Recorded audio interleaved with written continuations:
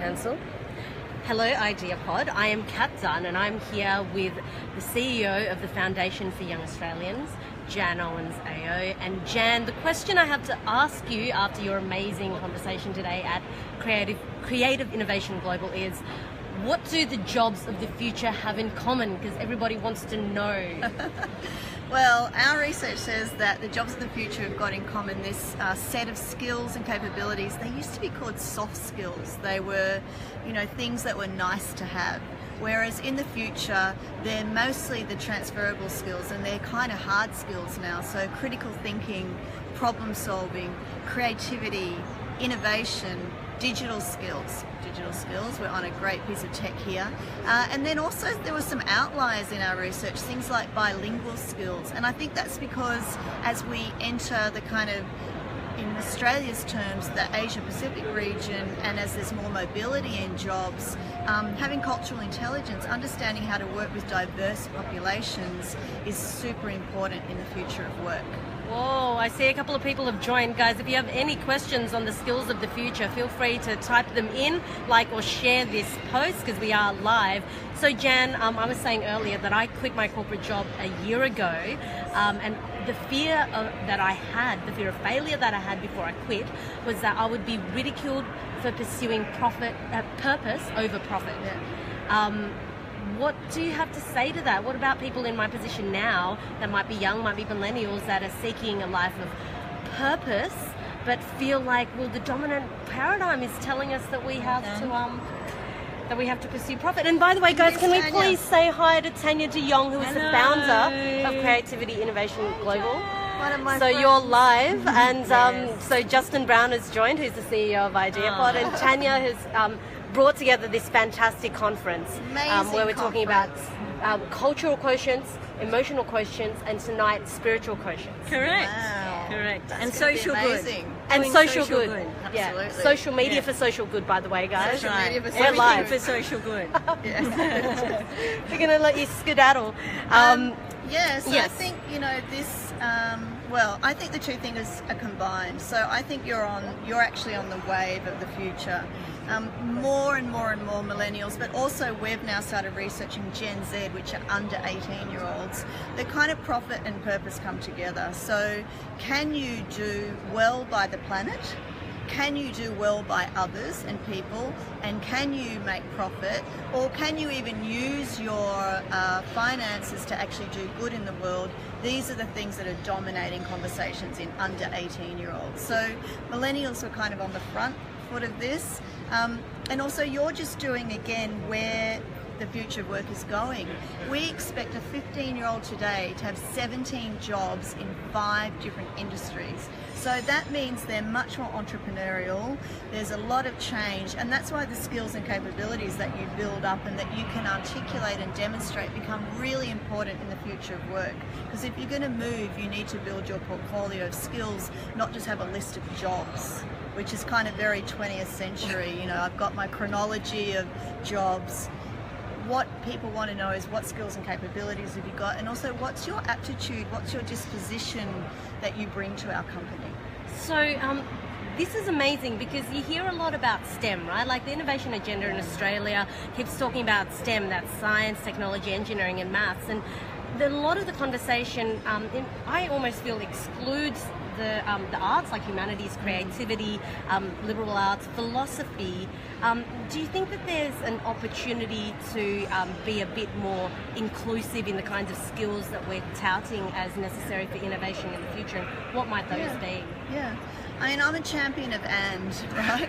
So there is no doubt, and we've got some very important data that says globally Australian students are not actually as proficient in technology as they need to be. A lot of jobs of the future are going to need to have a technological kind of underpinning. You're using technology here. Digital skills are absolutely essential, and employers want them. But to me, it's not one at the expense of the other, because equally we know that creativity, problem solving, and kind of entrepreneurship entrepreneurial mindsets are going to be just as important in the future of work. So this is an and getting the balance right is going to be hard. I mean, I'm not a STEM person. I've never been a STEM person, but I'm really digitally literate. Yeah. So, you know, this is a broad church that we're talking about when we talk about STEM. So being digitally literate is one part of being STEM. Being a really, really sophisticated programmer or designer or creator, you know, is another whole story.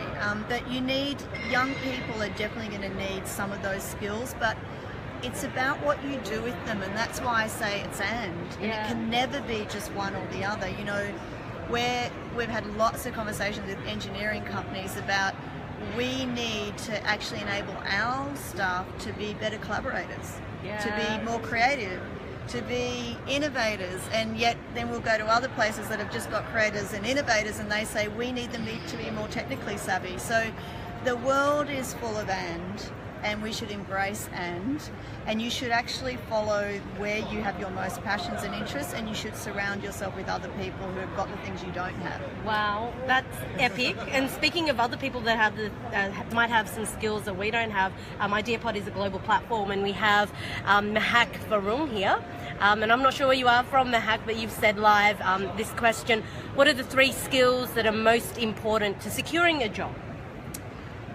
It's really hard to say 3 skills. As I said, from our research, when we asked employers, they said number 1, the biggest increase in requests for skills was in digital literacy. Digital literacy. Okay. So that's not at the hard end of STEM, but that is being digitally literate. The second one was bilingual skills, or ability to deal with cultural diversity in diverse areas. And then the second one was problem solving and critical thinking. So that was of young people entering the labour market. They're the things that they were asking for. And then creativity and innovation, and then communication. Because if you're going to start working and collaborating in teams, it is essential that you know how to communicate effectively, which is much more than talking, obviously. It's about how you communicate ideas, how you get your ideas across, how you facilitate other people's ideas. Communication is now very, very broad. Wow, and so let's recap that. That's digital literacy. There's also this bilingual or cultural quotient element, and also the idea of problem solving, but that's just when you secure a job as a grad, right? There's also other skills in creativity and innovation, but more importantly, when you've got so many robust ideas that are coming to the fore, that we're bringing together our diversity of thought into this melting pot of awesomeness and value creation, we're increasingly going to need that art and that skill of communication. And we've got Justin here who said, if you could change one thing about how people are managed inside corporations, what would it be? So Justin's the CEO of Ideapod. Great question, Justin. Gosh, I mean, I really like this idea that one of the challenges of the corporation today is retaining staff, and I think it's, you know, that's often millennials get the bad end of this stick, that they're not stickable and that they don't hang around and that they don't care enough and that they're, you know, completely, their expectations are too high. And I always see the code for I want the CEO's job as not that. They actually don't want the CEO's job. What they want are a vast array of experiences. And in fact, the research says that people will trade dollars for experiences, particularly younger staff. So this is all about how do I build experience, and that comes back to these skills and capabilities, because what you're trying to do is build out your portfolio of skills and capabilities. So I would say focus on thinking about what does an employer need to think of your workplace as kind of a jungle gym and not a ladder, and how do you build in and how do you credentialize or prioritize getting experiences, how do you showcase those experiences, and how do you enable staff to demonstrate the skills and capabilities that they have. That's so amazing, guys. If you like what you're hearing, please like and share. And Mahak said that they're from Malaysia. And thank you very much. And Justin said thanks for the answer, Jan. I'm going to let you go now, but before I do, the one last question I have, it's going to be a quick one. What do you believe to be true that others don't believe to be true? Oh gosh, I think actually sadly what I believe to be true, just talking about, millennials and future generations, I've committed my entire working life to working with future generations. And so what I know to be true is that there is an incredible amount of latent talent that is locked in younger generations and in young people inside businesses, inside schools and in communities. And I don't think that everybody understands enough about how to unlock it, how to access it and how to unleash it onto some of these really pressing problems that are around us in the future, and that young people can be absolutely essential co-designers in, whether it's in the workplace, in communities, or actually in school itself. And it's so incredible. Thank you so much for this Thanks, wonderful everyone. conversation, Jan. Let's high five this because that's what we do now at Ideapod. We will Thank catch you. you guys Bye, later. everyone. Please share and like this if you did.